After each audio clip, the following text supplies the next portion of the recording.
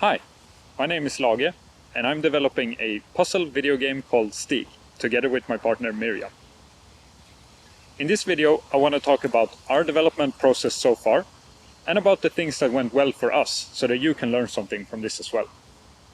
In December 2023, me and Miriam were playing the puzzle language decoding video game Chance of Sonar, and we really liked it. We'd been playing Baba Is You and The Witness before, and we liked those as well. So we thought, why not try and make a puzzle game ourselves?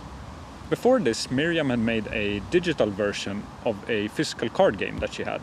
And that worked out really well, and people liked it. And I'd been making games for a while in Unity, but I never finished anything because of scope creep and biting off more than I could chew. So we decided, why not try and make a puzzle game in React? We're both web developers for our day jobs, so we both know React, and we thought it could work. It would also help us limit the scope and keep us inside the box, so to speak, because the technology is more limited than a bigger conventional game engine. So the first prototype Miriam made on a piece of paper, just in a notebook. And she filled in some squares, made some symbols, and she gave it to me and was like, hey, can you solve this puzzle?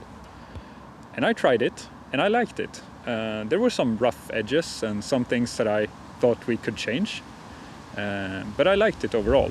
So I made some modifications to it, made a revision, and I gave it back to her and had Miriam solve my puzzle instead. And this went on for a few days. We passed puzzles to each other back and forth just on paper, until we had a system that we thought we liked and that worked, that we thought we could make a game out of this.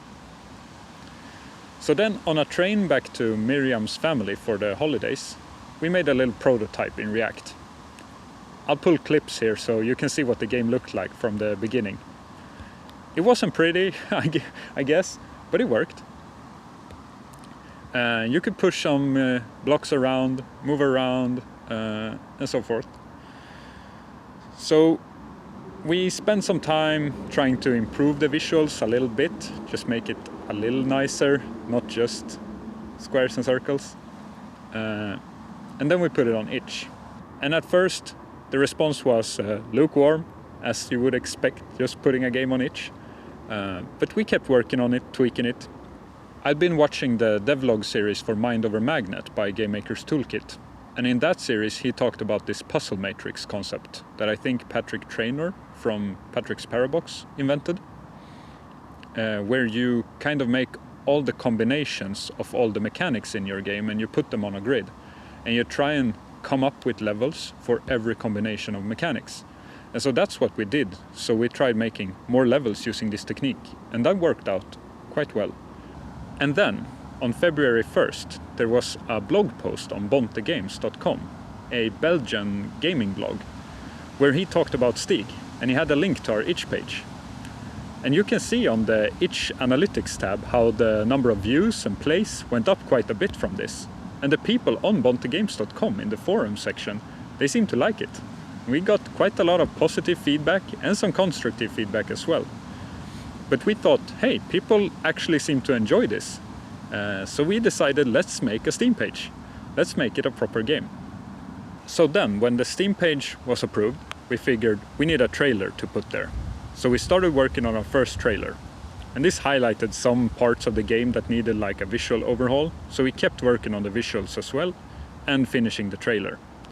We also added the controller support, which we figured would be good for a Steam demo.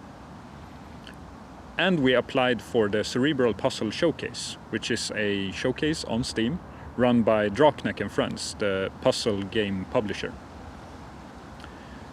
And we got approved for the Cerebral Puzzle Showcase.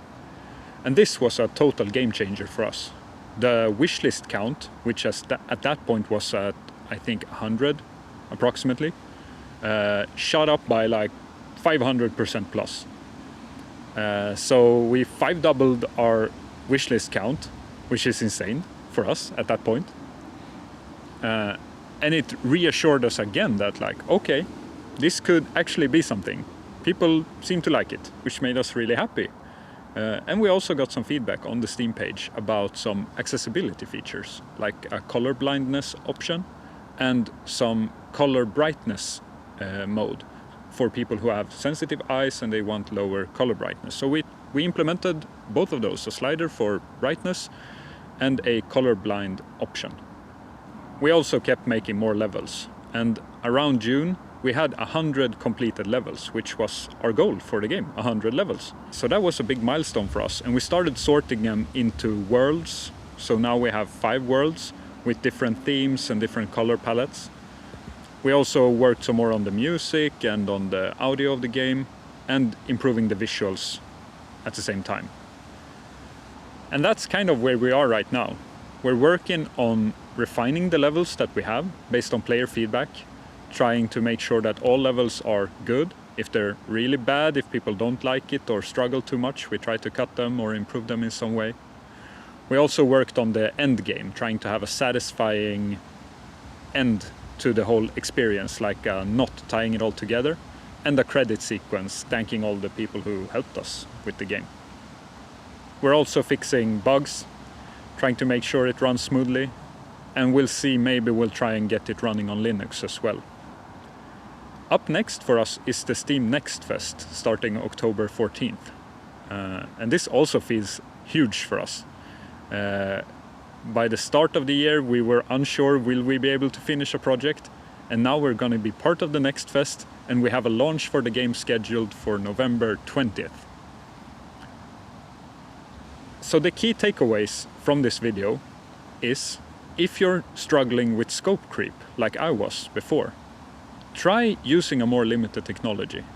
I know it sounds weird, try limiting yourself, but if you're working inside a box, it's much easier to focus on the parts that matter and actually finishing a game.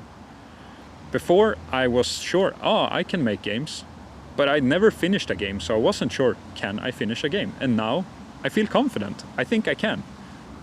The other key takeaway is, if you have the possibility to participate in an event or a showcase like the Cerebral Puzzle Showcase, do it. It was a complete game changer for us, and I'm sure it is for a lot of people, so it's one thing we can really recommend after doing this project. If you like to wishlist Stig, there is a link in the video description. It means a lot to us. We are really thankful for all the people who have wishlisted so far. And that's it from the Stig team. Lage signing out. Peace.